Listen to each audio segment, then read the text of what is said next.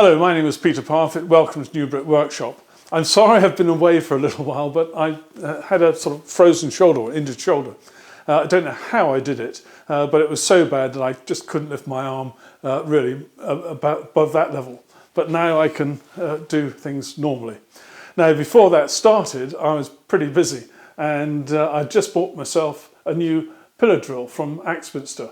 It's in a temporary position here because I'm in the process of building a mobile cabinet on which it will sit. Now, this is one of Axminster's new trade-rated pillar drills. In fact, at the time I bought this, it was the only trade-rated one they had on their site. But I understand there's going to be another one to accompany this in due course. It's pretty heavy.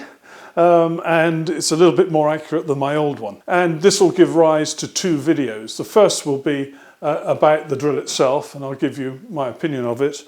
And the second will be about the creation of this cabinet, which I'm in the middle of making. Now, the interesting thing about the cabinet, well, it's going to have casters from Coldine, of course, so it's going to be mobile. But it's also going to have to be balanced in such a way that having the pillar drill on there is going to be safe. And that's a tricky one, which I'll explain in the video. The other interesting thing is it's going to have opposing drawers at the top. It's going to be one that goes that way and one that goes this way, and they'll sort of overlap. And the idea is that the one here will be where I keep all my drills, where I operate the machine from the front, and the ones on this side will be used for storing things. And the bottom drawer will be used for storing very heavy things to help stabilise the whole caboodle. Now, one of the other things I've been working on is a news and tips video for the path guide system. Path guide system used to create these custom cutting stations for your track saw, or replacement tops for your cutting station, bench top, whatever it might be. But again, that was delayed. Sorry. And so that will be coming out hopefully very soon indeed.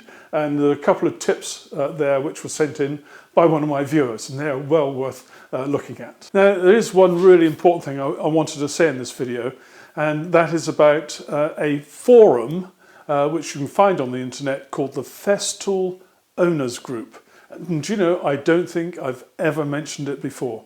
And now it's really important. It was really important to me because I joined that forum long before I made my first Festool purchase. And I joined it so I'd learn a little bit about Festool. And my first purchase was my Capex saw, which you see behind me, followed very closely by my Domino and the CT26 extractor, which is around the corner there somewhere.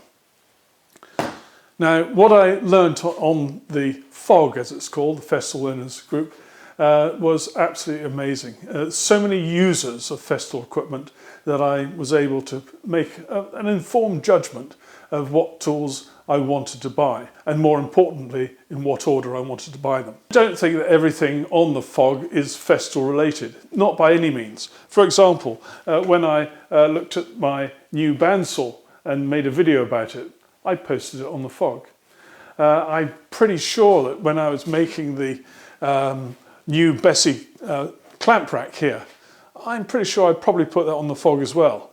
I certainly saw clamp racks like that on the FOG, and I've sort of half-hitched some of other people's ideas to make that. And so it goes on. So don't be afraid. Take a look at it. You can look at it as a guest. You don't need to sign in or anything. You just go there and look. You won't be able to create a thread or contribute as a guest, but if you want to do that, you can join. And it's a very simple procedure. The only information you need to give is your email address, which is not made public to anyone on the FOG, only to the administrators, and also a name that you want to call yourself. You can then lie about your age, you can lie about your real name, you can lie about everything else. And so you don't need to worry too much. I'm on the FOG a lot, and whilst my shoulder's been bad, I've been doing my best to sort of type one-handed and keep up with the news there. So it's a really useful resource. And let's take an example. Supposing you wanted to know how to build a staircase, and you've never done it before, and you want to get some advice. Well, you go to the FOG, and as a member, you can create a thread saying, help wanted, I want to build a staircase. And you'll find a flood of people who come in and say, oh, well, you do this, that, and the other, you know, the going, the rise, and all the rest of it, all these fancy words that you might not understand right now. And you'll get diagrams, people may send you plans, who knows? It's really, really useful. So there we go, that's the fog.